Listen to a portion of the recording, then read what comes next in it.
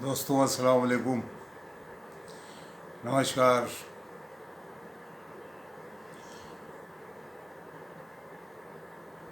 हम लोगों को ये लग रहा था और पूरी दुनिया को ये लग रहा था कि अब शायद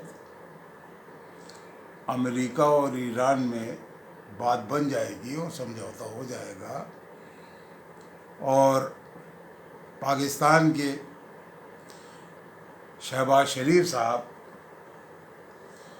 और आसिम मुनीर साहब जो मेहनत कर रहे हैं वो मेहनत रंग लाएगी और दुनिया में जो है खलफशार मचा हुआ है वो थम जाएगा और रुक जाएगा और अमेरिका बात करने को बेताब है ईरान से और ईरान से बात बन जाएगी। लेकिन मैं अपने पिछले वीडियो में भी बता चुका हूँ कि देखिए, डरा के और धमका के और धमकियों के लहजे में बात करके आप ईरान से कोई बात नहीं मनवा सकते। फिर आप जो शर्तें रख रहे हैं वो शर्तें नाकाबिले बर्दाश्त हैं। आपको यूरेनियम ईरान क्यों दे दे?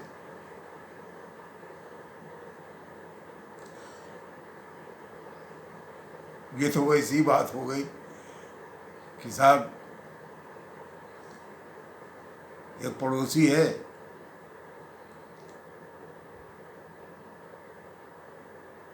और उसके यहाँ जो है वो सब कुछ है, माल दौलत है, सब है, और दूसरा जो है वो उससे कहे कि ऐसा है तुम अपना पैसा हमें दे दो वरना हम तुम्हारे यहाँ डकैती डलवा दें।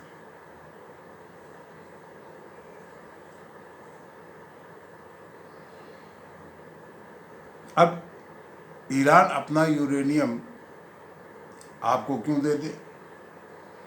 आप कोई ईरान के दोस्त हैं, आप कोई ईरान के मददगार हैं। पहली चीज़। दूसरी चीज़, जो और शर्तें हैं कि साहब होर्मुज़ आप बिना शर्त के खोल दिए, उसने खोल दिया, तो अब उसके अंदर से आप जंगी जहाज़ जो है वो लाना चाह रहे, तो ये कैसे पॉसिबल है? उसने तो जो जहाज़ तेल और गैस लेकर के और जो दूसरी अशिया वो लेकर के जा रहे हैं उनके लिए खोला था। आपने कड़ाई दिखाई, जंगी जहाज़ आपने दाखिल करने की कोशिश की, उसने फिर हुर्मुज़ बंद कर दिया।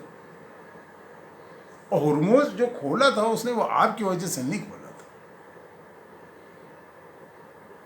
वो तो यूरोपियन 40 देशों ने मिल करके ईरान से रिक्वेस्ट की थी। ईरान ने कहा ठीक है, आप कहते हैं स्ट्रेट ऑफ होर्मुज़ खोल देते हैं, हट जाते हैं।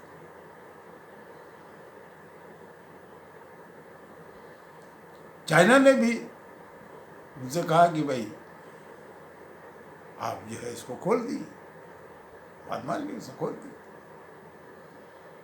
लेकिन जब खोलने के बाद भी जब वो देख रहा है कि आप बाज नहीं आ रहे हैं अपनी हरकतों से, उसने फिर बंद कर दिया।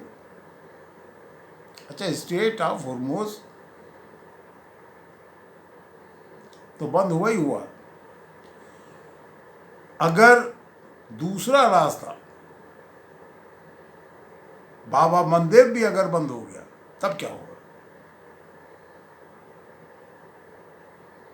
33% ऑयल दुनिया का ब्लॉक हो जाएगा, बंद हो जाएगा।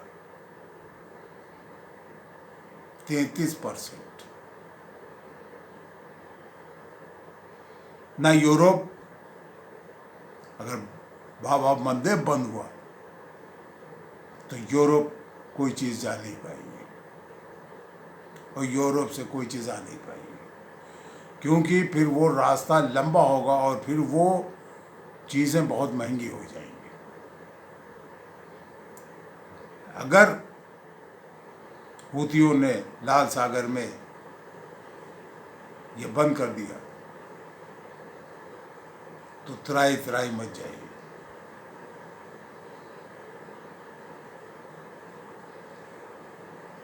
बहुत से लोग ये कह रहे थे कि ईरान को इन शर्तों पर राजी नहीं होना चाहिए।